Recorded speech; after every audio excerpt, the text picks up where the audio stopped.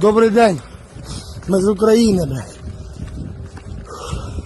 Непобедимая русская армия съебуется, як дітлахи, блядь. Понимаете? А нам розказує, що вони непобедимі. Кузя, на тобі документи, собрати всі документи. Ось все, собирай.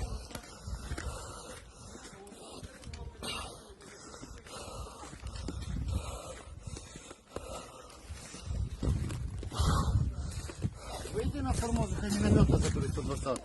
Сейчас. Чё? А? Да похуй, Он будет работать. потом снимем.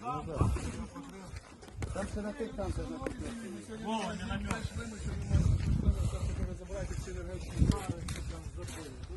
Ну шо вы, зайчики?